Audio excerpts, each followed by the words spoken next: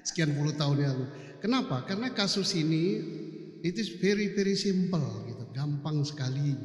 Seandainya pelakunya, bukan pelaku ya, seandainya TKP-nya bukan di rumah jenderal, kemudian bukan melibatkan sopir atau ajudan jenderal, dan bukan juga pelakunya yang nembak itu adalah Barada tanda petik ya, yang nembak itu tanda petik loh Pak Johnson, jangan melotot ke saya gitu kan, yang menembak tanda petik, maka ini mudah.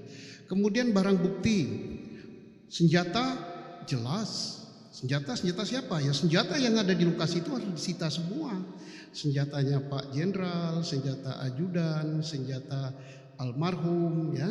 Kemudian kalau ada senjata lain juga disita, termasuk surat senjata, proyektil, selongsong disita semua, darah disita, pakaian pun harus disita, termasuk pakaian dalam ya, nggak boleh dicuci. Nah kenapa disita? Kan ada kasus susila katanya ya, ada pelecehan, dan kalau nggak salah 2 laporan polisi itu salah satu diantaranya pertama tentang pelecehan, itu harus disita. Dan handphone, bukan aja handphone korban, handphone Brigadir J, handphone Baradae, handphonenya Kadif Propam waktu itu, handphonenya ibu istri Kadif Propam, handphonenya Baradae, dan handphone lain yang ada di situ harus disita semua. Kenapa handphone harus disita? Untuk mengetahui pembicaraan, berita, SMS, kiriman gambar, video, dan WhatsApp dan lain-lain sebelum kejadian, pada saat kejadian, dan sesudah kejadian. Timbul pertanyaan, kalau itu hilang, kalau hilang kan Polri tidak boleh menyerah, kan ada provider, minta kepada provider, karena ini kasus kriminal, pasti provider akan berikan kok, akan terlacak semua. Dan dari handphone juga bisa diketahui posisi masing-masing pemegang telepon pada jam itu. Nah terus selain handphone disita, ada juga di situ decoder. Jadi bukan yang nyorot itu, kalau yang nyorot itu nggak nyimpan apa-apa, tapi dia akan ngambil gambar. Nah, decoder itu bisa mengetahui kalau dibuka pada saat jam sebelum kejadian, setelah saat kejadian, dan after kejadian, bisa di situ.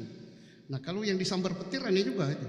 Yang disambar petir bukan decodernya, tapi yang disambar petir yang dalam rumah. Petir masuk rumah itu Pak, ya bisa jadi kita nggak apa-apa lah, dibilang gitu nggak apa-apa lah, tapi nanti ahlinya kan yang akan buka gitu. Oh kok petir zaman sekarang bisa bengkung-bengkung gitu. Oke, nggak apa-apa. Ya model baru zaman digital kan bisa gitu. Nah itu akan bicara juga. Termasuk senjata akan bicara Pak Karni. Kenapa senjata akan bicara? Katanya ditembak dengan senjata berapa itu? 5 ya kalau saya berita. 5 peluru. Pak Johnson ngomong 5 loh, tapi lubangnya 7. Berarti ada peluru model baru sekarang itu Pak. Satu tembakan keluar 2 ya, bercabang. Bisa juga, jangan dibantah. Nanti kan ahli forensik yang akan melihat. Nah kemudian senjata otomatis katanya, pakai senjata Glock ya, Glock. Nah, ditembak 5 peluru kena semua. Nah kalau kena jantung kan langsung geletak kan. Tapi ada peluru di dinding. Nah kalau 5 peluru itu kena semua pada saat dia ngeletak, berarti 4 peluru itu kan rekosetnya di lantai kan. Coba Pak Johnson saya tembak di sini lagi tuh, dar gitu. Nah yang 4 kan saya tembak Pak Johnson sudah ngeletak kan, dor. Nah di mana pelurunya ya, berhamburan di situ. Kecuali kalau peluru pinter ya, dar naik lagi ke dinding, dak. Bisa jadi. Loh kita nggak boleh. Kita nggak boleh bantah, apa adanya, jangan Pak Johnson bantah. Aku pengacara, biarin aja. Siapa tahu peluru pinter, loncat lagi, bersarang lagi di situ. Nah, peluru zaman sekarang macam-macam. Jadi artinya peluru bisa bicara, senjata bisa bicara, karena senjata itu ada sidik jarinya dari alur itu. Nah, belum surat senjata bisa disita. Surat senjata itu bisa nanti menunjukkan apakah kan yang dipertanyaan di masyarakat, Baradae itu berwenang pakai senjata apa enggak. Dilihat saja suratnya, ada enggak suratnya. Kemudian suratnya itu surat sakti apa surat asli.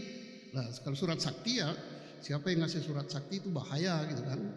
Misalnya dia mengaku nembak, tidak cukup dengan pengakuan dia, tidak cukup dengan kata komandan dia jago tembak, tidak cukup dengan sertifikat.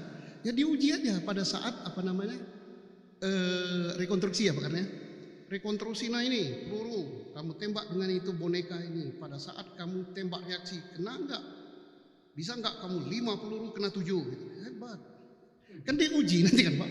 Kalau ternyata dia bisa dadar 5, 7 kena, berarti tidak terbantahkan itu. Walaupun Pak Johnson teriak-teriak nggak terbantahkan loh Pak. Soalnya nanti bukan polisi yang ngomong, ahli balistik. Jenazah bisa bicara. Mungkin yang tanya gimana? Ya digali aja kuburnya.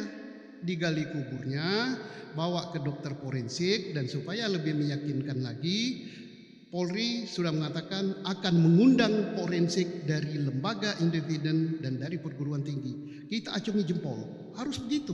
Walaupun forensik Indonesia itu sudah jago kelas dunia, kita diakui oleh dunia forensik kita tentang bedah mayat dan sebagainya. Nah ini jangan dipertaruhkan, jangan gara-gara ingin nutupi apa-apa terus surat otopsinya dibuat terburu-buru gitu, nanti banyak salah. Nah makanya perlu, nah gali jenazah ini tak perlu ada permintaan dari pengacara atau advokat atau keluarga. Gali lubang itu atas kemauan daripada si penyidik. Jadi jangan ada statement karena permintaan dari pengacara dan keluarga maka kami kabulkan gali jenazah. Bukan itu, tapi demi keadilan, maka demi pembuktian, demi keterbukaan kita gali. Begitu. Suara Polri adalah suara dari Pak Kapolri dan suara dari Presiden. Tapi kalau suara-suara yang mengatakan yang ingin merekayasa, ingin nutupi, ingin apa-apa, bukan Polri Pak.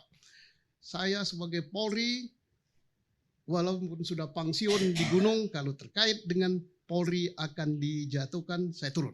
Nah ini kita junjung, Polri akan jujur, akan buka dengan sebenar-benarnya, akan gali mayat, dan tidak peduli siapa pelakunya. Bila perlu kalau sudah 2 alat bukti yang cukup ya tahan gitu.